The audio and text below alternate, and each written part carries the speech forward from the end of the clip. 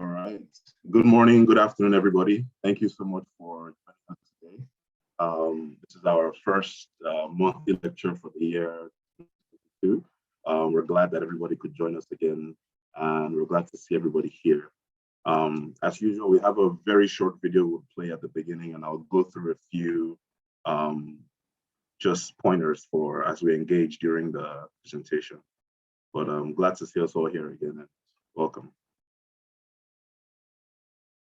Nigeria, a nation with a population of over 200 million people with only 35,000 doctors. That is one doctor to 53,000 Nigerians. The healthcare allocation is 3.5% of the GDP, $5 per person per year. WHO recommends 5%. This explains why our healthcare system is the way it is. Patients are not being attended to. Government hospitals are overcrowded. Health workers are overwhelmed. Private specialists are unaffordable. Something has to be done. To tackle these issues, Health for Nigeria believes the healthcare sector needs an inspired and well-motivated group of young leaders to canvass Nigeria, a nation with a population of over 200 million people with only 35,000 doctors. That is one doctor to 53,000 Nigerians. The healthcare allocation is 3.5% of the GDP, $5 per person per year. WHO recommends 5%. This explains why our healthcare system is the way it is. Patients are not being attended to. Government hospitals are overcrowded. Health workers are overwhelmed. Private specialists are unaffordable. Something has to be done. To tackle these issues, Health for Nigeria believes the healthcare sector needs an inspired and well-motivated group of young leaders to canvass and act for excellence in the healthcare standards of Nigeria. Our team of healthcare professionals and leaders are committed to improving access to healthcare for all Nigerians, especially our children. With our nurses in all basic schools in Nigeria, we give children basic health education and support across Nigeria. Health for Nigeria, health equity for all Nigerians.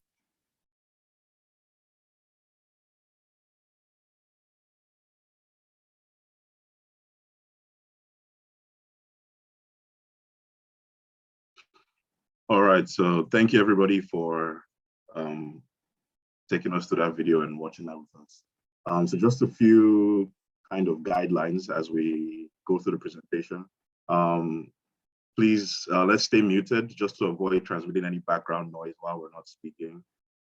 If you like to, you can turn on your video whenever possible. And if you have any questions, you can either raise your hand in the chat box. I think Zoom has a function to let you raise your hand at the bottom right corner of the screen, or you can put your questions into the chat box and we'll get to those as they come. And if you are called on to speak after requesting to ask a question, please unmute yourself, speak clearly to your microphone. That way we can hear you properly and respond. And finally, we'd just like to ask everybody to stay civil and respectful, when engaging in the chats or when speaking. I think we're all professionals here, and we'd just like to keep the environment at that pace. So thank you all. And I think Mr. Olumide Obe is here. So I would hand over to him to give us a brief introduction to who Health for Nigeria is and why we're running this particular series.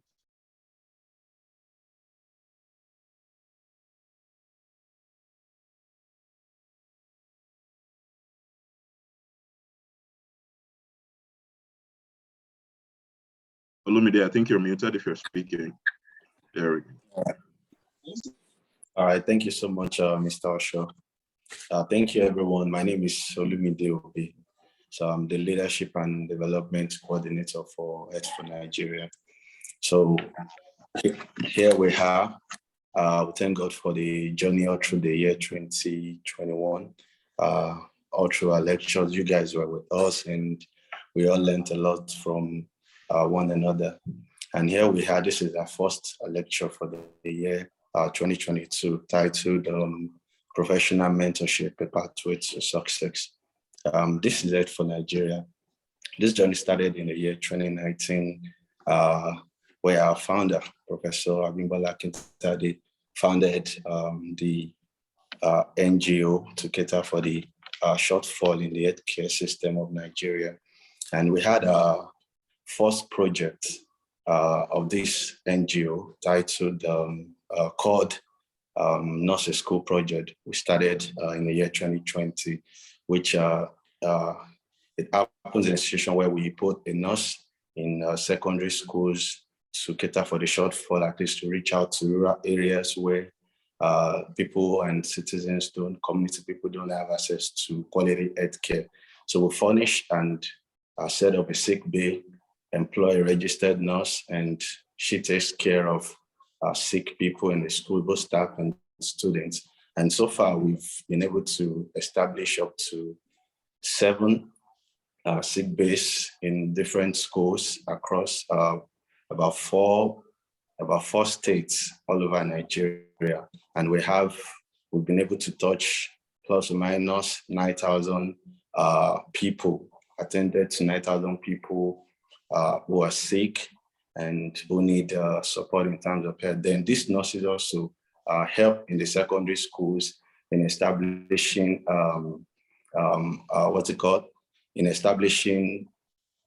education, health education for the students. They teach them on healthcare practices, good healthcare practices, and how to behave, how to live healthy, and also in one way or the other, they also extend that to their parents, their families, and from there we believe that this is a good way to bring these students up from the start to live a healthy life and become great people in the near future and become healthy as well, so that they don't grow up having some bad ailments and so on and so forth.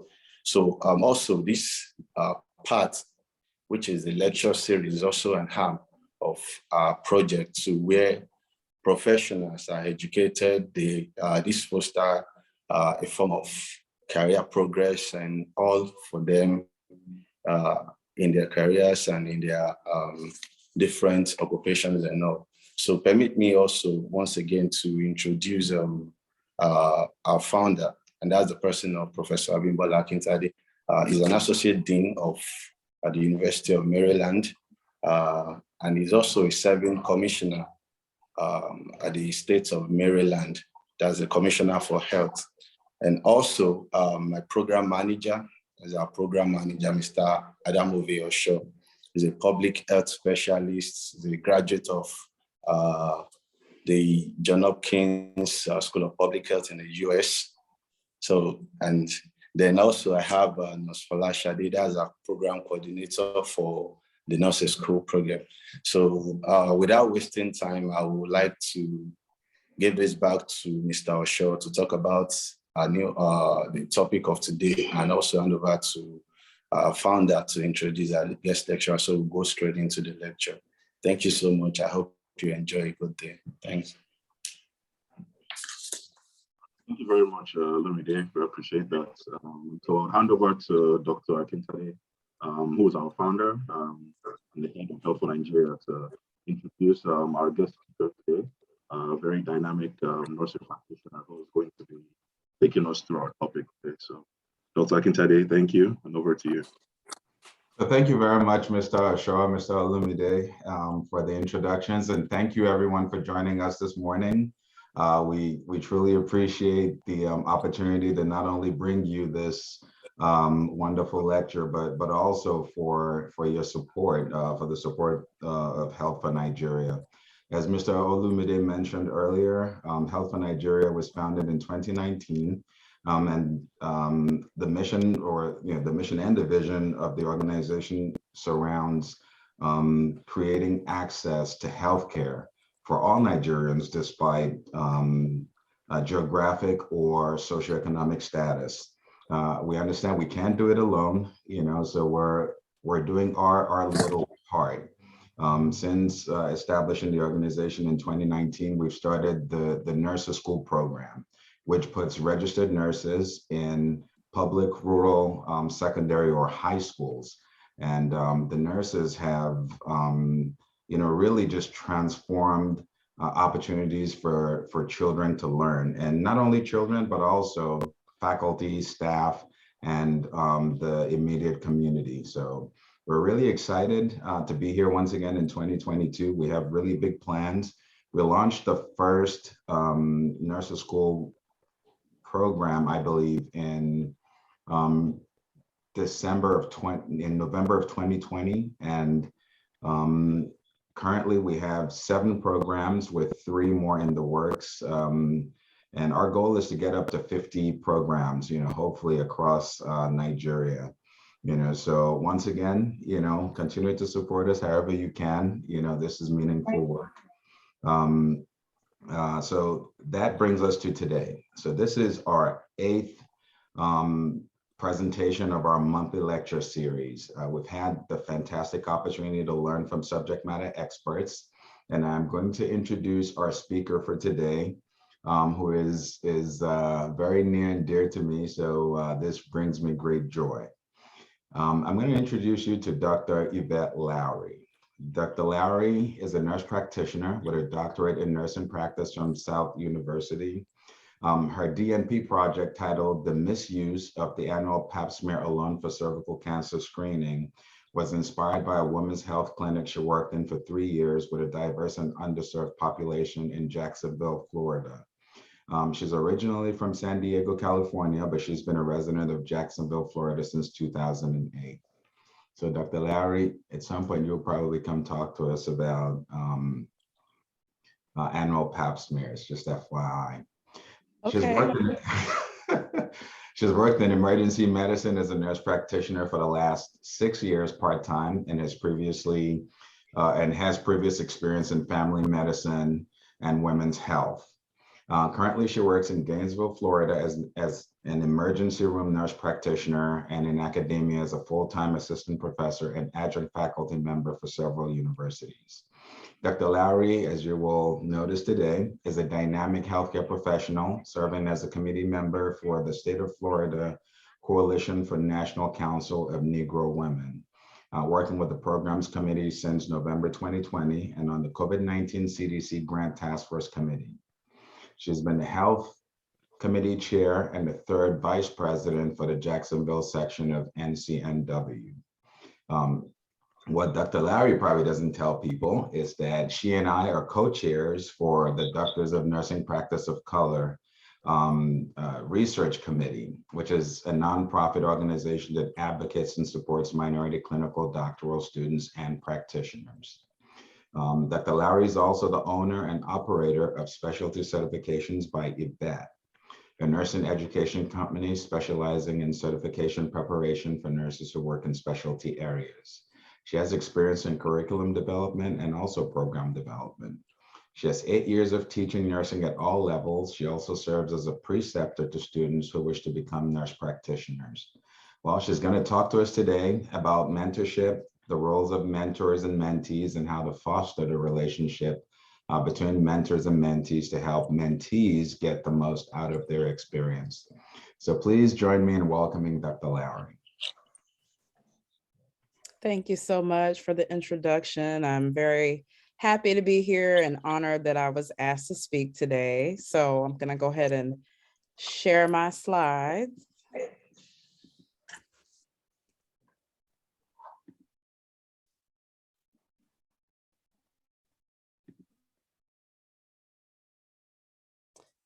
All right, so today we will be discussing the relationship between the mentor and the mentee. So most of the conversation will be focused from the viewpoint of the mentee seeking a mentor, but it's also important that as a mentor that you understand your role and you have somewhat of an expectation on what the mentee is seeking from you. So some of the conversation will go into detail about what is expected from the mentor.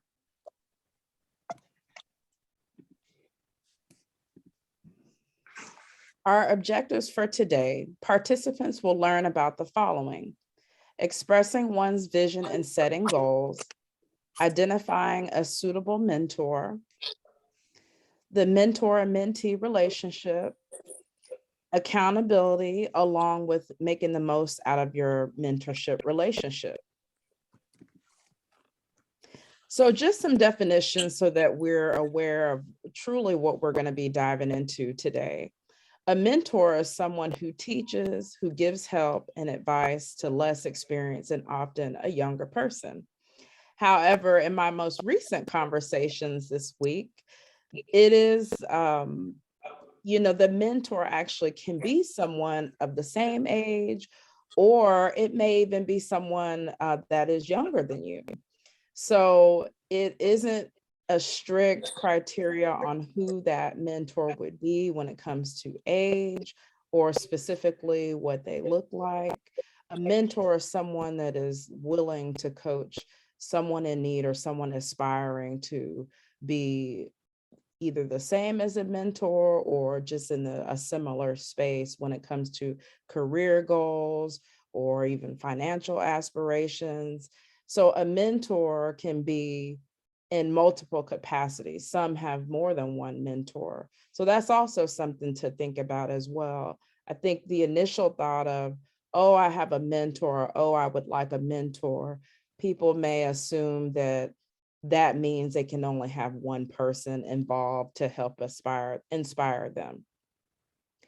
A mentee, one who is being or seeking mentorship or advisement by another person. So again, this can be in different aspects of your life. I was recently in a conversation and it was shared with me that they had mentors for their finances, they had mentors for their business, they had a specific mentor for their health profession specifically. So I thought that was very interesting that the person that I was speaking to was able to recognize that they had a special mentor for each part of their life that they felt they needed growth or that they may have been lacking information to be as successful as they wanted to be. And mentorship in general is a relationship which would include influence, guidance, and direction by the mentor. This is also not a plain definition. This relationship means that there should be active communication and activity on behalf of the mentor and the mentee. So kind of think about it as a symbiotic relationship versus one that the mentee is only gaining the information or benefit from. And we'll talk about that in this presentation. So it's important as you're thinking about what your needs are as a mentee. Why are you seeking the mentor? What sparked the interest in your life? What has changed? These are things that you should think about. Vision and goal setting is very important. Without a roadmap, you don't know where you're going to end up. You want to have some direction. It's important that when you are thinking about where you are going, that you also think about which ways that you need to go in order to be successful. So it's very important to be intentional about this thought process. You want to write your goals down, preferably on paper. You know, we like to be on our computer, we type things up, but really the act of taking a piece of paper, writing it down, potentially hanging it up, looking at those goals daily can be very motivating to you as a mentee. You want to be intentional with the goals and aspirations. So why do you want these goals to occur? What is your vision? Why do you want this success for yourself? You also want to have realistic expectations. We know that there are many barriers that can come up in our lives. Many of them are unexpected. So it is important to account for any potential barriers or time constraints that may prevent you from meeting your goals in the time frame that you wish to complete them. Again, have a time frame for the completion. You want to try to stay as close to that time frame as possible, just because you don't want to be discouraged with trying to get to your goals. The reason why I put this specifically about the time frame is now when seeking a mentor, you're adding another person into your life who has their own separate life. So the time frame for you completing your goals may be somewhat different than what the time frame that your mentor may have with you, or there may be a time constraint potentially within a time that either you're supposed to meet or maybe completing a project.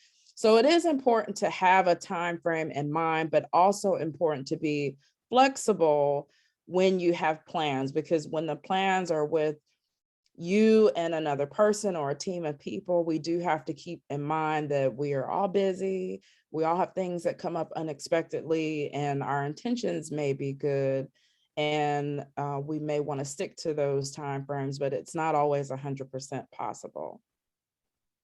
So you want to map out a clear method for completing your goals. So if your goal is to complete your doctoral degree, you want to think about what you would like to do in that degree. What would your project be? What would be your focus? What do you plan on doing with that degree once you have completed it? This helps to ensure that you are meeting your own expectations and that the goal that you set forth is truly something that you want to do, that you're passionate about, because there's nothing worse than starting something and not finishing it because you didn't have a clear plan on why you were starting it to begin with. So very important to identify for yourself your own passion and your own vision.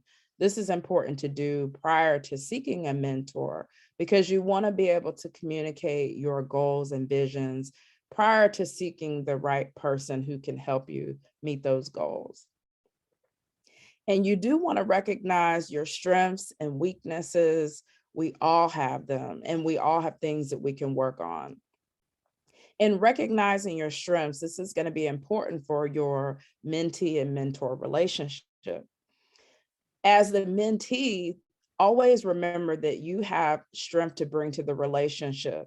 So those strengths should be identified individually. And then once you have identified your mentor, bring up your strengths, be a help to your mentor at some point, or be a support to them when you can.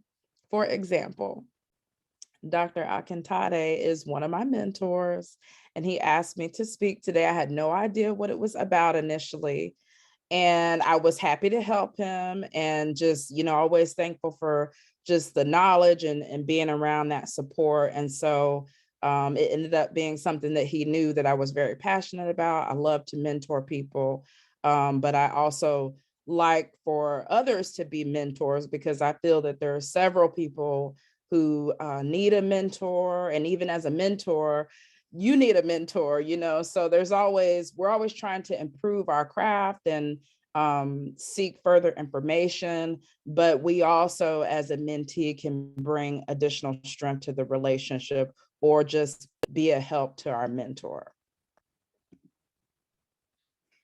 So why is help needed? When you have not done something, it can be hard sometimes to visualize the roadmap of how to get there. When you can identify someone who has accomplished the goals that you think that you want to do, that is a good time to speak with a person, talk about what that looks like, what was their story, what was their road to having success. I can remember, and I believe this person is on the call. When I first started teaching, I taught for an undergraduate traditional registered nurse program. I had several students in that program, and there were many that I have kept in contact over the years. The first time that I started teaching was back in 2013. I have kept in contact with one student in particular who really kind of came under my wing. She has just recently, last week, finished her doctoral degree. And that was very rewarding for me to see, this person went from being my student RN to now nurse practitioner and has a doctoral degree. This particular student also rotated in the women's clinic with me. So she's every phase of her career in nursing has been with me at some point. She's also now teaching as an adjunct faculty and has started her career in nursing education. So I'm very proud of her, and it has been nice to be honored and to mentor this person and to see the growth and to know that I have a shared experience with her. Mentors have experience and often have accomplished the goals that you have set for yourself or are very similar. So this is important to understand, again, that you may have more than one mentor. You may have mentors for specific aspects of your career or specific aspects of your life in general. Mentors do not have to be specific to your career. That's another thing to think about. I know I've had some colleagues and friends that I have had to mentor me related to finances. I think that that was a deficiency just based on how I was raised and just my upbringing and environment. So we can learn from many people in all aspects of our lives. So it is very important to, again, be intentional about goal setting, writing things down, and think about what you want and seek those who appear to have the goals accomplished that you would like to. So how do you find a mentor who is best for this role? In the first initial thought, it can be kind of challenging, or you may feel that there are some barriers to that. I know now we're in an online setting, we're doing a lot of virtual communication. So typically your mentor is someone that is within your environment. They may be someone that you interact with often. They may even be someone that's a close friend. It could even be a family member. I know for some have family members who are in the careers that they're in. For me, I don't have any family members that are nurses, but if I did, I'm sure that person would have been my mentor coming into nursing practice. So, look in your close-knit family and friends first, I would say that. Then your coworkers, think about the time that you spend at work. We spend many hours working, even if it's, in a traditional setting or an online setting, we're interacting with a large amount of people, and typically those within our same profession. So that is also a good start to determining a mentor. The mentor does not have to be someone in a leadership role, but that may be a start to looking at someone who has success within your company or within the business that you feel knows the ins and outs, and they may have had a road of success of being maybe starting off in the role that you're currently in. Leaders in your current field, that is also another talking point. It seems that when we have figures within our profession that we may not ever meet them, or we may not have any involvement, but I know that from experience, that even using social media platforms or inquiring on a business email or website can get you connected with someone that you don't think you would have access to. We have a big nurse practitioner, speaker, and business owner here in the US. And I remember being a nurse practitioner student, and I requested to be her friend on Facebook. And once I did this, she started posting under my, comments, and specifically when I passed my nurse practitioner boards and as I completed my DNP degree, I even asked her to speak to a group of my students, and she is a nationally well-known speaker. She does presentations, reviews for nurse practitioners, and she's kind of one of the founders of kind of doing that. And so, just have the confidence that you can connect with people. And it may even just be in a virtual setting until you can meet in person. But just kind of think about who in your community or who in your professional role do you look up to from afar? Maybe you don't know them personally, but you may be able to get to know them in the future. So when you identify a mentor, try to get to know them a little bit more, determine what their goals and aspirations are or their interests. There are some who are very into mentoring and want to build the profession. I know for me, I'm pro nursing. I have started my career at 18. And so really all I know is nursing. And I love to see new people coming into the profession. I love to share what I've been through and just share my experience to help others. And there are many people like that. And you just really have to start a conversation or inquire about, how they got where they are, or, their additional goals that they have. So here are some traits of a good mentor. Caring, they have to care about the profession. They have to have a caring spirit about you. They definitely need to be willing to mentor. And that can look like various things, right? The willingness of someone to mentor would be, overall supporting you, putting you in a place to thrive. Though that is someone who is willing to be a mentor. Compassionate, experience. So what in the mentor are you seeking? What is their experience level? What are some of their goals, and what have you seen them accomplish? They also need to be humble. I think that in order to have a great relationship with a mentor, you want to be with someone who is going to allow you to be comfortable, who is going to make you feel good, encourage you to be successful. So, you want to have the positivity from the mentor as well. You also want to have a mentor who's resourceful. So really, resources typically mean a network of people or just their involvement in the profession. That can be accessed later to working with others, building your own network, and you may find other mentors in other fields or avenues that you feel that you can grow on.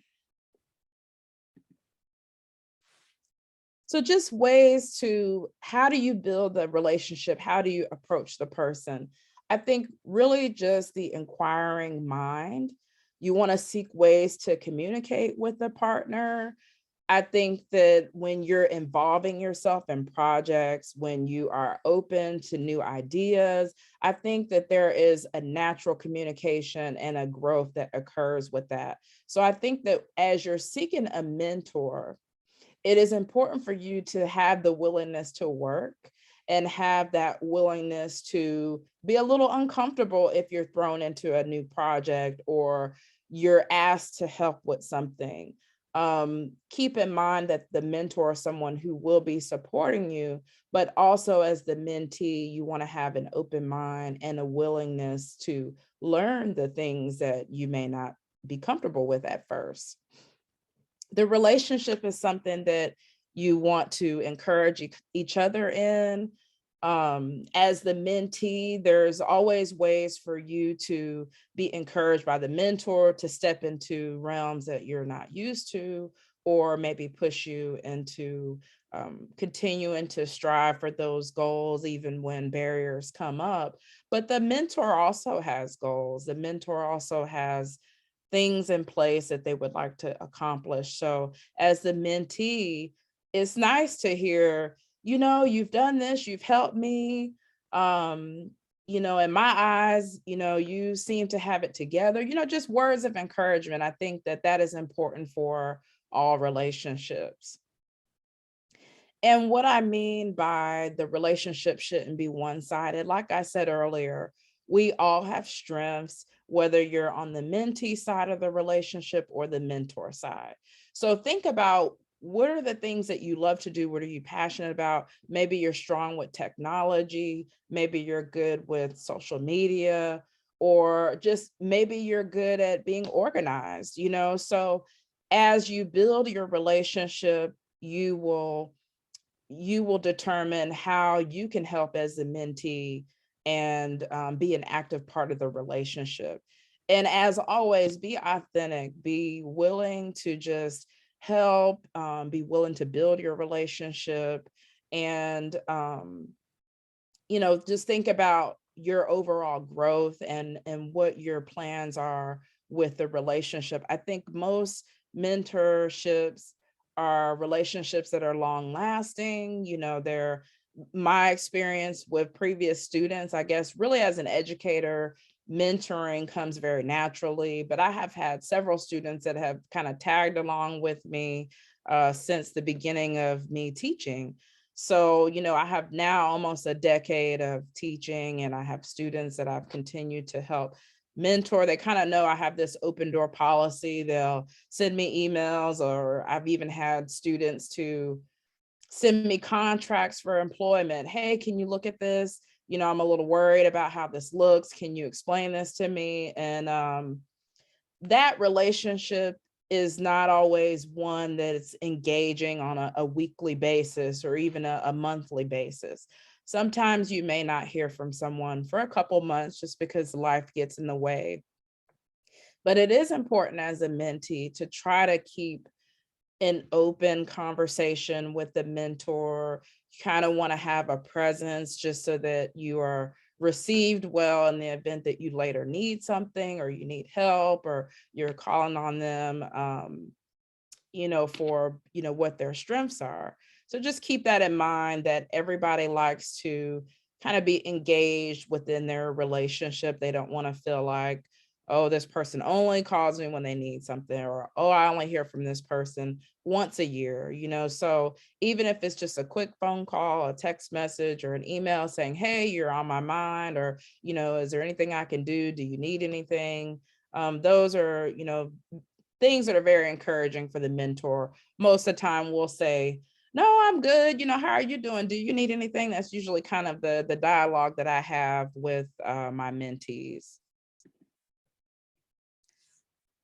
So accountability is big. You're seeking this mentor, you have these goals set, you want to go into the mentorship relationship and truly want to accomplish those goals. And as the mentor, you want to see the person successful. So you also want to know that they're motivated, that they're accountable for making sure that they're taking action on their plan, and that the meaningful communication on where they want to go is actually moving towards getting them to their goal, right? There's nothing worse than kind of feeling like you're working and not getting anywhere, or you're communicating about the same thing and nothing seems to be happening. So that can feel like a negative type of tone for the mentee and the mentor.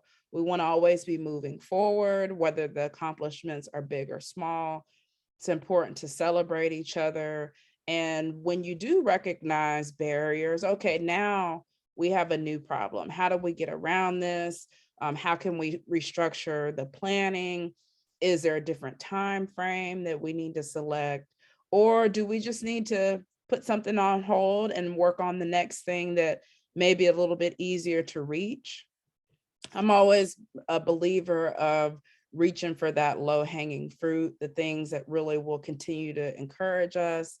And sometimes that will be just enough spark to get us to increase the movement towards the larger vision or the goal. It is important to be intentional about reviewing your goals. I know for me, whether it's a career, and I guess, financial kind of ties in there, but I think about my goals often. I look at my spreadsheets of where I want to go. It's important to know the roadmap, look at your directions, which are your goals, and the ways that you're going to get there. Think about if you're going to a place that you've never been to before. Now that we have all this technology, we don't use handheld maps as much, but you won't get in your car and try to get to that destination without looking up the directions or putting them in your GPS. So that's the same thing when you are goal setting and trying to determine where you want to be successful and what it's going to take to get there. You have to have the direction. Your mentor also needs to have that direction of, okay, this is your goal, but what do you see for yourself as to how you're going to get there? And so often that's how the mentor can shape your process of getting to your goals and, meeting them. You do want to set the time aside. Again, daily, it should be a thought in your mind of, this is where I want to go. This is what I want to be. And that doesn't mean that you have to spend hours thinking about it, but it could just be a brief moment in the morning or before you go to bed. If you're a religious person, it may be before you go into your prayer, you think about the things that you want and how you plan on getting there. And, that may be the way that you end your evening. So mentor responsibilities, you want to be committed to the relationship. I would just equate it to, I have been approached by students to precept them, and I say, okay, what is your expectation of me? What is the time frame that you're going to need me? It's the same. It's kind of like you're going into this contract. It may not be a strict one, but you do want to have an idea of what the person is seeking and what their needs are. And as the mentor, you want to recognize any barriers that you may have based on what the person's goals are. So for instance, if someone is coming to me and saying, hey, I want to follow you in the ER, I'm going to say, well, my clinical practice is 1 day a week now. So if that works for you, then come on. If you need more hours, then we may have to restructure that. You may have to find a second preceptor or mentor because I cannot fulfill the requirements of what you're needing. So it's the same thing in a mentor relationship. You want to have an idea of what type of time the person is going to need, the guidance that they may need, and your ability to do it based on your own life and goals. I know recently the student that I had that I've kind of been following the last 8 years, she completed her doctoral degree and I was on her committee. That did take some time. However, based on our relationship and me being her mentor consistently throughout her nursing career, I was very happy to do it. It was, something that was helpful to me and just growing my ability to learn more about research. And it was just positive to see the growth in her as a person and getting to that terminal degree. So it was more fulfillment than the time that it took to just kind of help with some of the deliverables that she had to do. So, think about, how it makes you feel as a mentor. What are you getting out of it? What is the person getting out of it? Encouraging others is very fulfilling. Time back to your community or to a specific person is something that is a great balance to our chaotic lives sometimes. So we always need to think about how we can improve or how we can give back. So this presentation today really was another moment to give back. And, I'm just happy to be here to discuss about the mentorship relationship. So as always, we need to reflect on ways that we can improve. So maybe we need to try to find more time. Maybe we need to organize better. Maybe we need to be more intentional about, okay, what is it that you're actually going to need from me? What is the timing again? And just the overall expectation. So mentee responsibilities, again, recognize your own strength. What can you bring to the table? What are you good at? How are your strengths going to help you to get to your goals? Work on your strong points and also your weaker points. The weaker points will be helpful with the mentor coming in, but working on your strong points and maintaining those are also very important, because as we're working on our things that we're not so good at, you don't want to lose focus on your strengths at the same time. You want to be an active member of the relationship. Again, communication is probably the largest barrier in any relationship that we have. And so the same is true with the mentorship. You want to make sure that you're touching base with your mentor, that you're being active in the relationship. Be responsive when your mentor is emailing you, sending you a text, or if they call you, try to call them back within 24 to 48 hours. Make sure that they recognize that you are able to communicate effectively, and that the communication isn't only when you are in need of something. You want to check in with your mentor. Not only do you want to give them updates on where you are in your life or your road to getting to your goals, but you also want to make sure that they're okay. I think all of us like to just hear, how are things going with you? How are you feeling? Are you okay? I think overall, we need to be intentional in all of our relationships with taking the time to stop and check on each other's mental health. Is there anything I can do for you? Do you need help with this? Are you feeling overwhelmed? We can offer advice to each other. Recognize any barriers in a relationship and try to work through them. So maybe the barrier is being organized. So maybe as the mentee, you take it upon yourself to set up meetings, send the Zoom link, try to seek clarification when you were supposed to meet, or maybe when you feel there should be more communication. So, and again, just like on the mentor responsibilities, reflect on ways to improve. We can always be better. I'm always a proponent of that. Just reflection and thinking, okay, could I have done that better? Could I have said it better? So, none of us are perfect. And I think we're all a work in progress in different aspects of our lives. So give yourself some grace and time to reflect on how you can strengthen your side of the relationship. So this kind of talks about really summarizing what we've talked about already. Check on each other.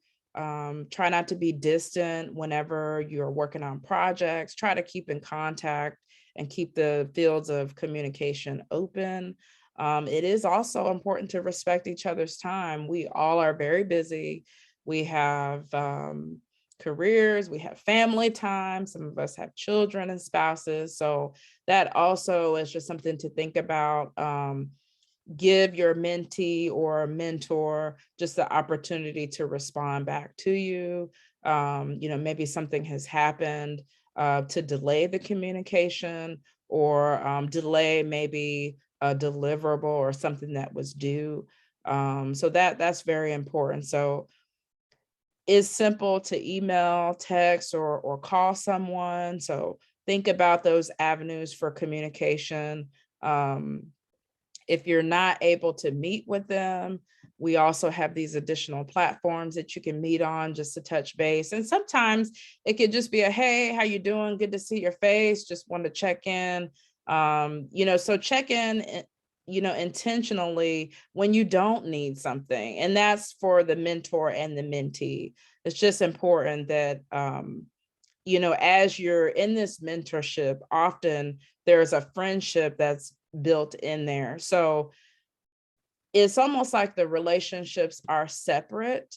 And so you don't want to just focus on what your needs are, and you don't want to just focus on, okay, I'm this person's mentor, they don't need anything else, and that's it. We'll just keep it based on our professional setting. But truly, the communication and interaction that you have with someone, it builds a friendship, right? So it's okay to ask about, some personal things occasionally. Just check in with the person's mental health, ask them how work's doing. It's okay to do that. And I think that will make your mentor relationship stronger.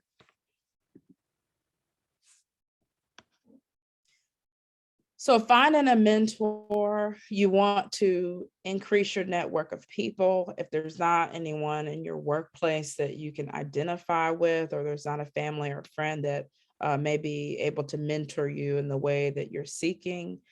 Some of the ways that you can increase your network: social media, joining nonprofit organizations. I know here where I live, I'm a part of many community groups, and for me, I didn't realize how much mentorship I needed in other areas of my life. Specifically, community outreach and advocacy is its own other world, outside of what I'm used to just in clinical practice and the standard work setting. Working in a community group allowed me to work with others who are in various professions. They have various levels of experience, and that has been helpful to grow my craft in all aspects of my career. So you never know, changing your environment or joining something that you have interest in, and then you realize, wow, there are so many different people here that I can learn from, or even that I can help. So again, think about your strengths in the relationship. Seek those opportunities for growth when you can. Change and growth is sometimes scary, but recognize that you will be supported. You may not know who it is sometimes, but I think just getting started and jumping into a new situation, the mentor may even come to you, or it may be very clear as to who you can approach about it once you get started. And lastly, you want to recognize again when you're seeking a mentor, and when you need one. When are you actually ready to sit down with someone? That's different than, okay, I think I'm going to need a mentor. But when you need one is when you have wrote out your goals, you know what your vision is, you have a destination, and you're looking for a partner to help get you there, and in a successful way. So, and just some questions to think about before we open it up for a discussion. Do you currently have a mentor? Why or why not? Do you feel that you need a mentor at this time? Have you been a mentor to someone in the past? Why or why not? We all have, again, strengths. So there's someone who probably has been seeking your mentorship. So think about, in the past, has someone approached you? Were you able to work with them at that time? What were your barriers then? And some points of our life are busier than others. So as a person of being a potential mentor, don't feel bad if you don't have the time. But what I would say is, when you do have the time, either reach back out to that person, or maybe even seek mentees within your field that are looking for someone, and maybe they don't know how to approach you about the help that they may need. As a mentor, you often can see those in need before they even need help. So that's what's interesting about, as you become more experienced in your field and you're improving your craft, you can see others who have that potential, or who are going to the place that you're currently at.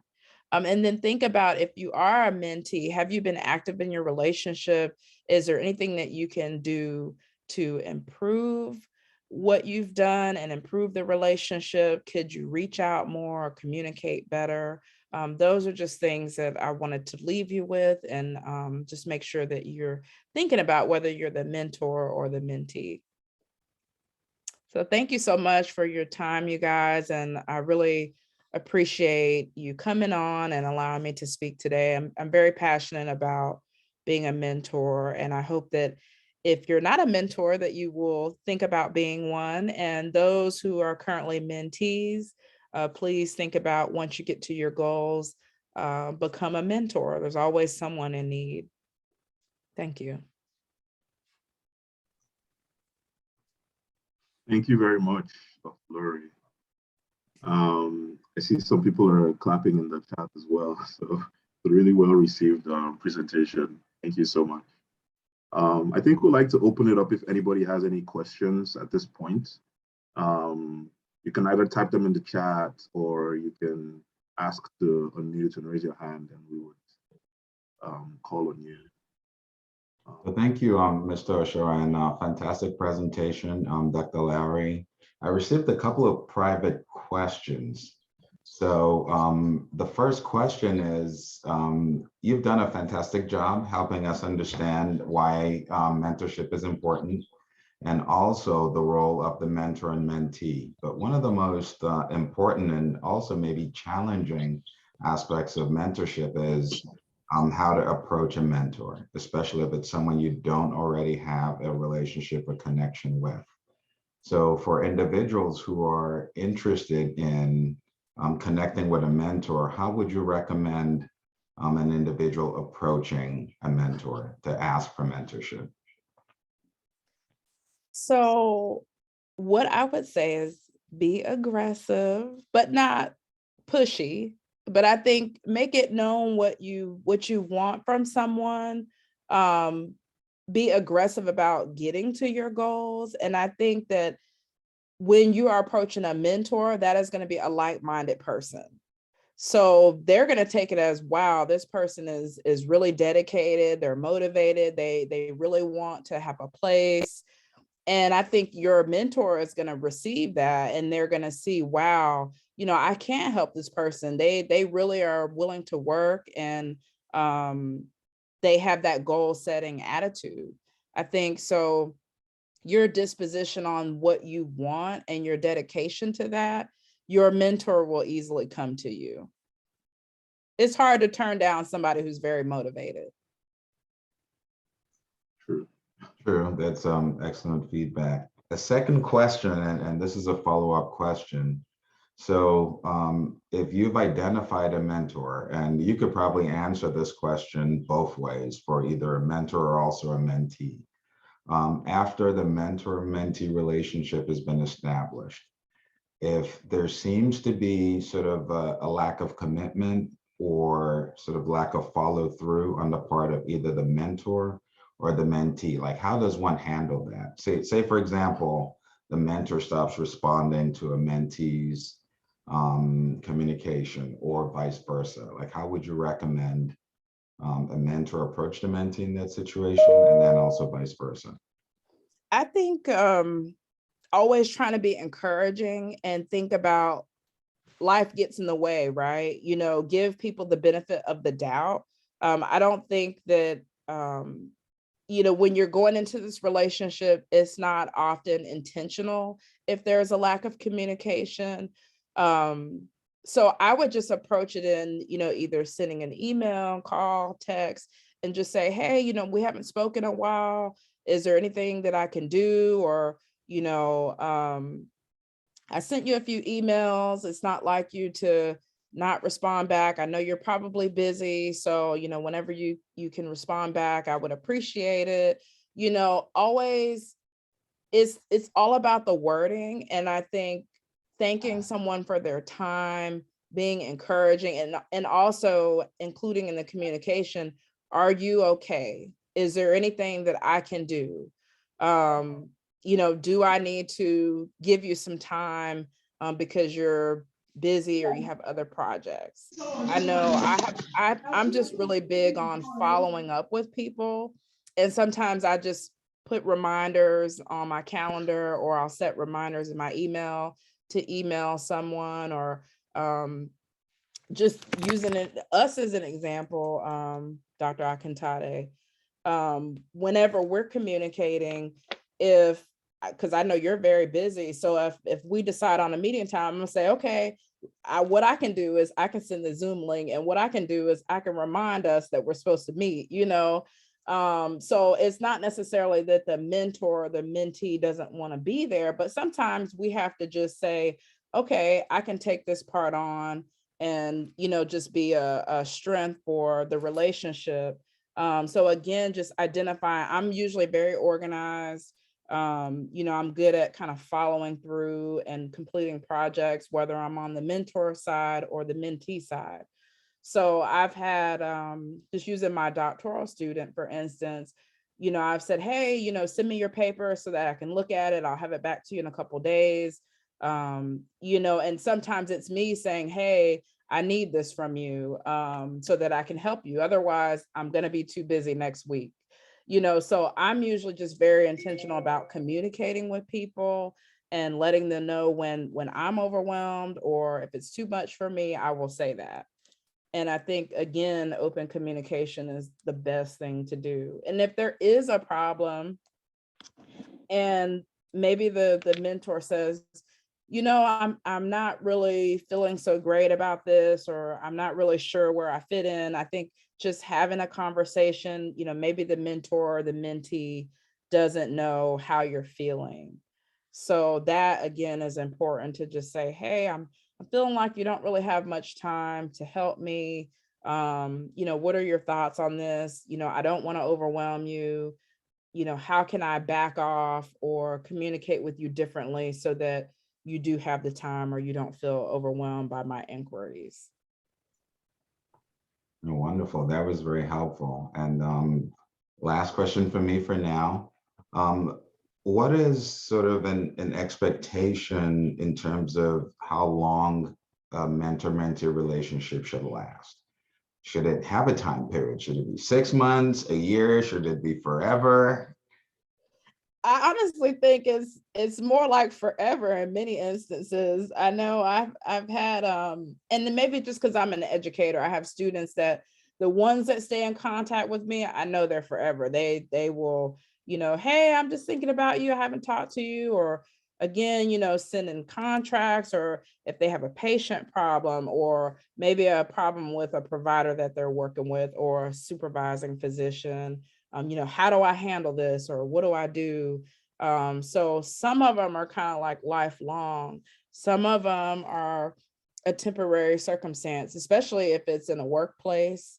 It may be just temporary. Maybe the person has a short-term goal, and you're helping them to get there, or opening up a door for them to be successful, because it may be someone with the same credentials as you, and they maybe just need help getting started. So that may be a short-term mentee relationship, because they really have maybe a short-term goal or something very specific that once you help them with, they don't need anything else from you.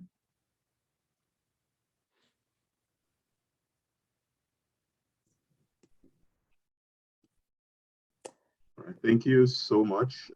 We have a comment and a question from somebody in the chat, and I think someone else also, a few people also raised their hands. So I think I would ask the question first and read the comment. So Folashade Oluwajosin says, thanks so much for the wonderful session. And her question is it possible to have more than one mentor at a time? And is it advisable? I think you spoke about that a little bit, but maybe an opportunity for some more clarity here as to your thoughts on it. Yeah, I think it's important to have more than one. I have a financial mentor. I have a mentor for my clinical setting, which is actually one of my bosses in the ER. He's someone that he's been with me in the first ER that I started in, and he's now one of my bosses in my current clinical setting. And he's someone that I can text in the middle of my clinical day and just reach out about any problems, and also just how to handle things or how to be better. But he's also someone that will do all my references. It's funny because he'll be like, I got another reference to do, or, you owe me at this point. And it's like, he's someone that has been my mentor for about 6 years, and I don't see that that's going to change. But he also knows that, if he needs me to do something clinically, or if they need me to work with a specific provider because other people have a difficult time, then he knows that I will definitely do that for him, based on how our relationship has been. So again, I think just building on those strengths, but definitely having mentorships and different aspects of either just your career or even in your personal life. People have strong qualities, in different realms. So I think having more than one mentor is okay, just based on what your goals and needs are. I think if you're very clear about what you're aspiring to, then that's when you decide on, okay, who is the appropriate person. Thank you. And I hope that answered your question, Ms. Felicity. So we had two people that raised their hands. Dr. Ruth, Yvette, I think she raised hers first. So I'll ask you to unmute if you can, and start your video if you'd want to as well, so you can ask the question. Thank you so much. I'm driving, so I couldn't start the video.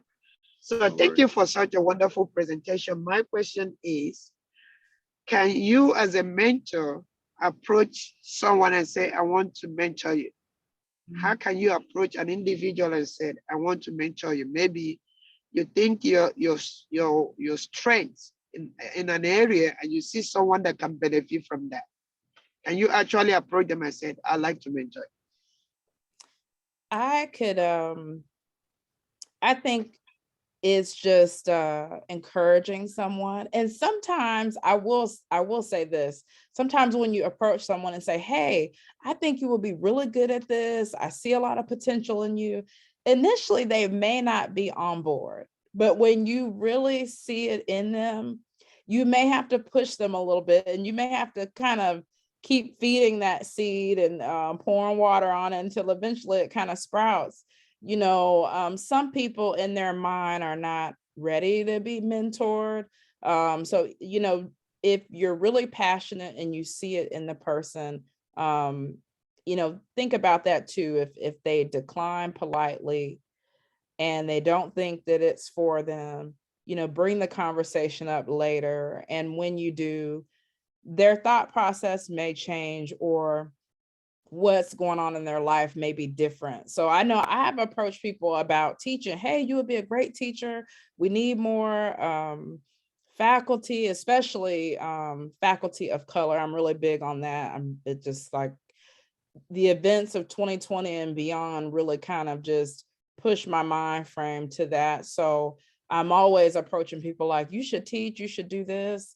You know, you should give back. And initially people are like, really, you know, well, why do you think so? And then kind of give me an opportunity to share my experience. So I would just say, you know, just have that, just approach them and kind of explain what you see in them.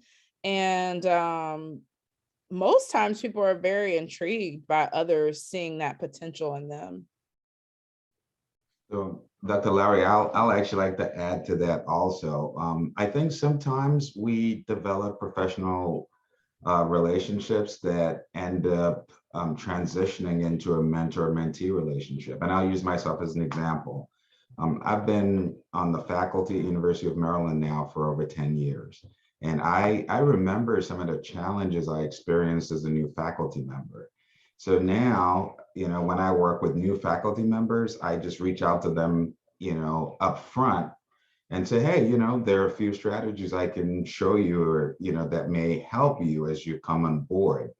And those relationships, you know, start to transition, you know, into mentor-mentee relationships. And even with some of those, you know, so from time to time, I'll say, you know what, we should probably meet like once a month, you know, just so I can check in on you and see how you're doing.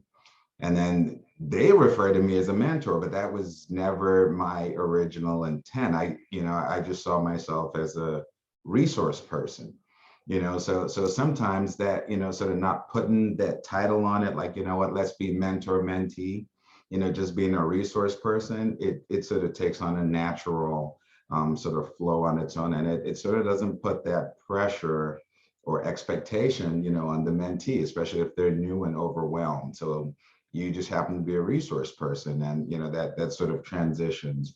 And that's happened to me quite a bit. You know, I work with people, and, you know, we end up sort of in this mentor-mentee relationship over time.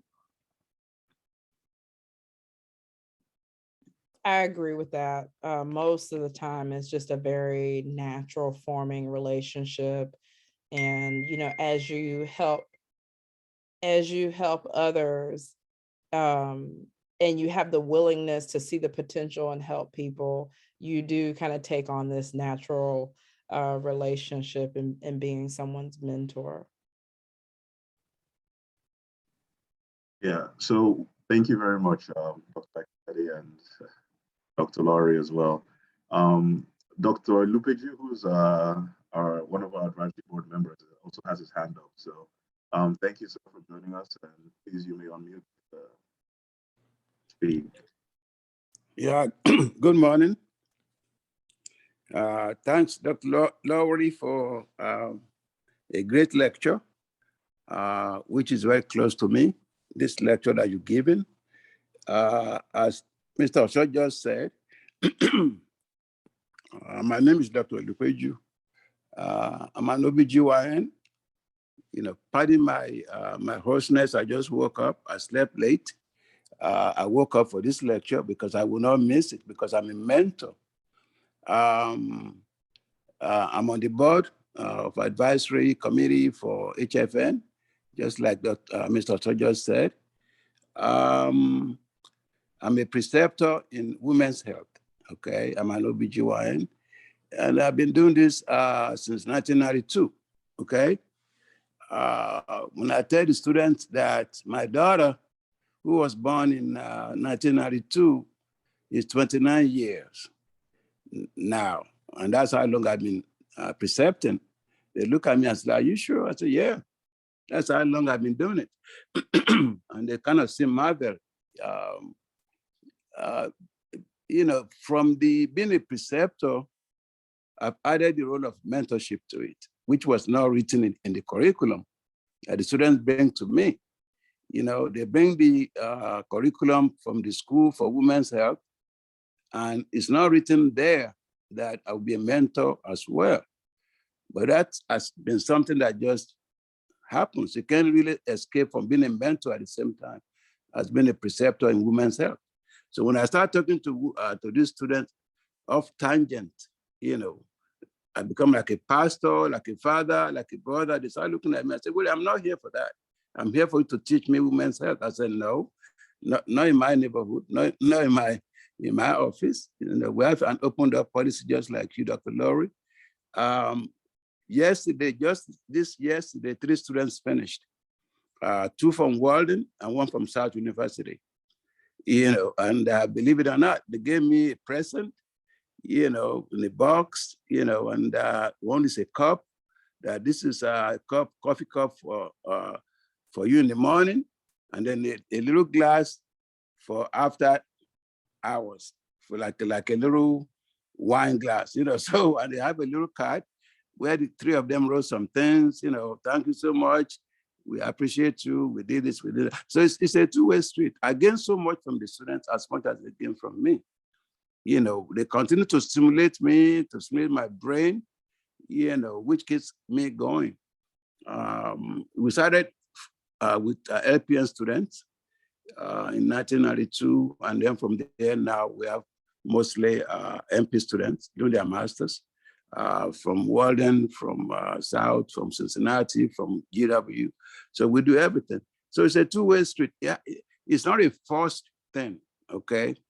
It's something that you have to have in you to give back. It's something that's natural. I have many friends in my shoes who will not be bothered, but that's their own cup of tea. So it's something that will come within you that you want to give back, and you gain so much from it. And it's a lifelong thing, just like you said. A student will call me out of the blue. I've had about 2 in the last few weeks. "Dr. Lupeju, do you remember me? I was in your office 10 years ago. I said, "No, I don't remember you." So many people have come through. And they said, I'm getting this job. So if you don't mind, can you, give me a reference? And I said, "No problem. Send it to me." And they send it to me. I may not even remember that person that well. And I would just help them to fill out the reference and send it to them. So they never forget to know what you've done to them. And like I said, it's a two-way street. Women's health is one of those areas which is difficult to find a preceptor. So we're much sought after nationally, as a matter of fact. And especially men who are in women's health or who are doing their clinicals, looking for clinicals in women's health, they have a tough time finding one. And one of our clinic is one of the places where we have an open door policy for both men and women. And they just, and that's just very helpful for them because it's difficult to find that for especially for men who are interested in especially in pursuing careers in women's health. It's not a bed of roses. All these people are grown people, especially women doing their master's program, or doctor of nursing as a nurse practitioner. They have their own personalities, their own ways of doing things. So sometimes there'll be some friction. People will look at you and say, "Who are you?" And you look at them and say, "Who are you too?" And by the time you finish, in 6 weeks, you've kind of gelled. Sometimes they don't even want to leave because they now begin to enjoy the environment and all the things that you've been able to teach them. Yesterday, we have, for the 3 of them leaving yesterday, I said, "I'm going to give you a gift, a parting gift for you. So we have a full lecture on pap smears. Full lecture with all the questions, and they were like, "Wow, I said the role of a preceptor or a teacher is not really to teach you everything, okay? You guys are smart, you've read your book about pap smears, but there's going to be some areas, maybe 10% of the subject that you don't know. That's where the teacher comes in. I teach them about life, my experiences. I let them know I've been in your shoes before. I was a student. I went to our University College of Medicine. I did my residency. I know what I went through. So I share all these things with them. So I become like a father figure, even though they came just to learn the didactic and the clinical experience in women's health. So I encourage other people. It's a way of giving back. It's a way of giving back. And if you have that spirit in you, it's not difficult to do at all. And so I just want to chip that in. You've said everything that needs to be said. I learned so much from it. I thought I knew everything about precepting and mentorship, but you can never stop learning. So I gained so much from your lecture, and I hope other people will become mentors. It's a great thing. It's a very rewarding thing. And I enjoy my students, they enjoy me, and I'll continue to do so. And I really thank you for this lecture. Thank you so much for your kind words and sharing your experience. Thank you so much, Dr. Ilupeju. And yes, as he said, he's a mentor to our entire organization. So we're always excited whenever he joins us and gives us an opportunity to hear from him and kind of share in that real wealth of wisdom that he has. And we have one other person who also has her hand up, Dr. Julia Ugorji. So please, I'd ask to unmute and ask your question.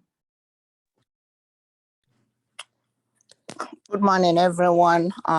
Thank you so much, Dr. Larry, for such a great, excellent presentation to a very, topic that is dear to me.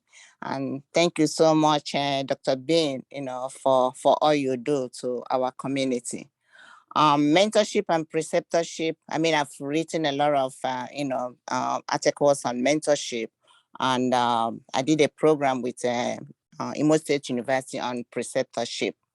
And I have a lot of mentors, and I see many of them here online this morning. So I'm really thrilled. Mine is a comment. I teach across, all levels from ADN to DNP program. But in my full time, I'm a dean of an ADN program, nursing and health profession.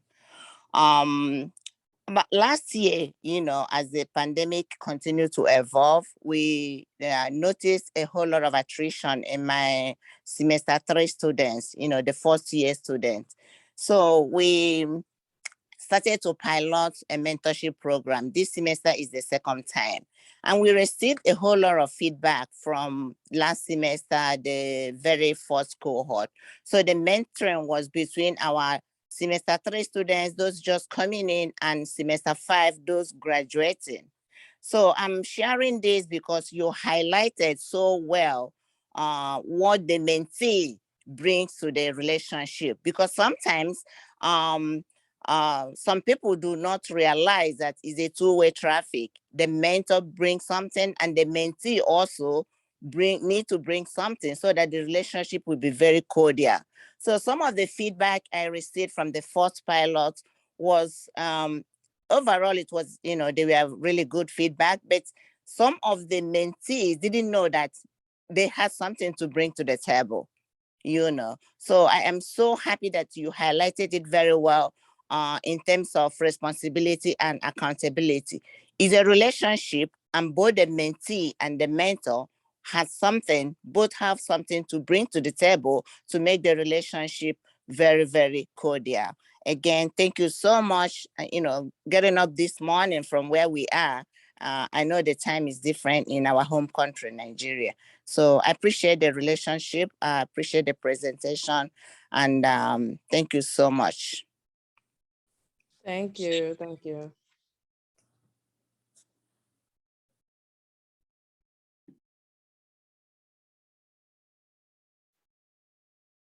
Okay, so going through the chat, I think that's I think I've gotten across everyone's questions.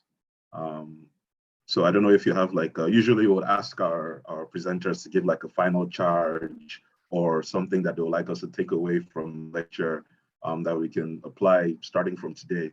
So I don't know if you prepared anything like that. I hope we're throwing a surprise. Yeah, so I would just say, I would encourage everyone to be a mentor at some point in their life, if not once, maybe even more than once.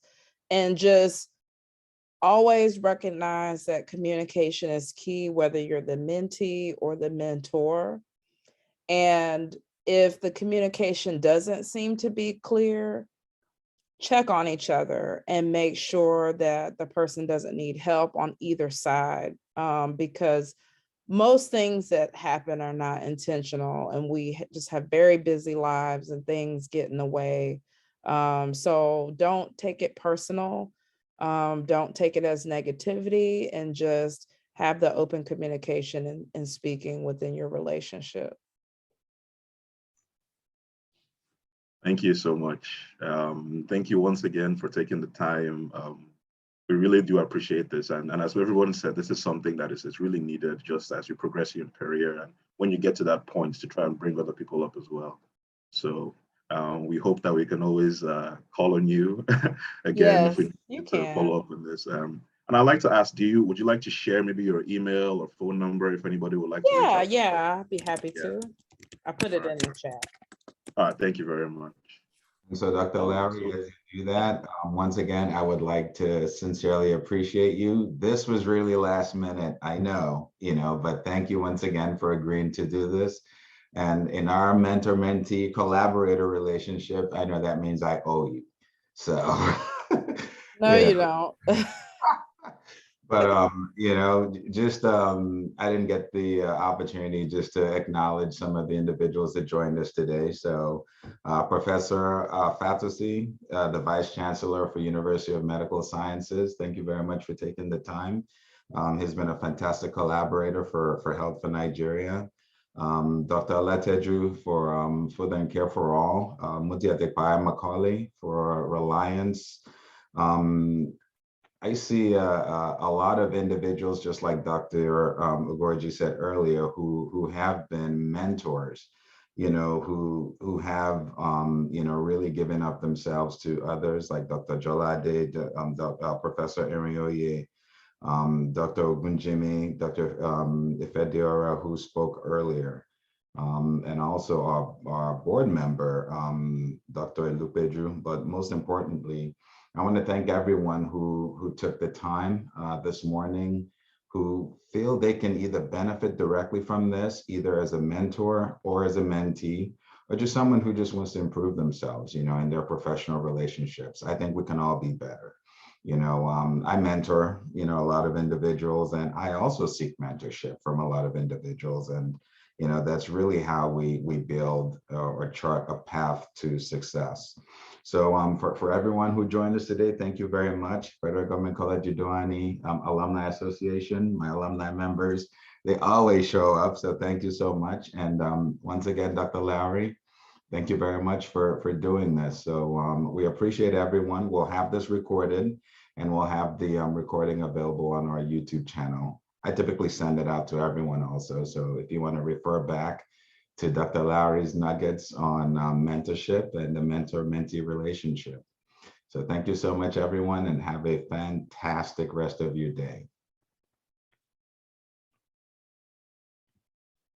All right. Thank you very much, sir, and take care, everybody.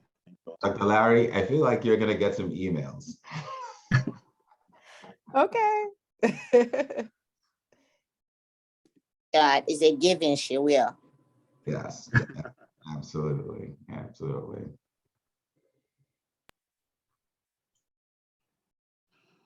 All right, I'll just play this video so that as we're closing out, everybody has some time to learn a little bit more about what we do. So thank you all so much. Nigeria, a nation with a population of over 200 million people, with only 35,000 doctors. That is one doctor to 53,000 Nigerians. The healthcare allocation is 3.5% of the GDP, $5 per person per year. WHO recommends 5%. This explains why our healthcare system is the way it is. Patients are not being attended to. Government hospitals are overcrowded. Health workers are overwhelmed. Private specialists are unaffordable. Something has to be done.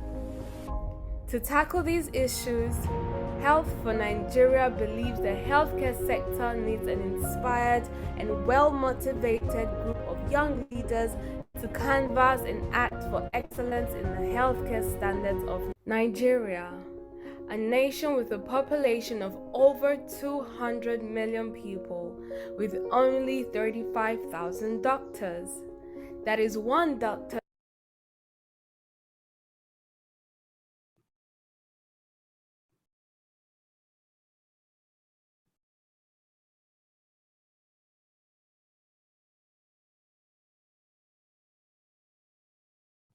All right, thank you all so much. I'll just leave this open for another few minutes and then we'll close out the meeting. Thank you very much for joining us, and we hope to see you at the next one as well.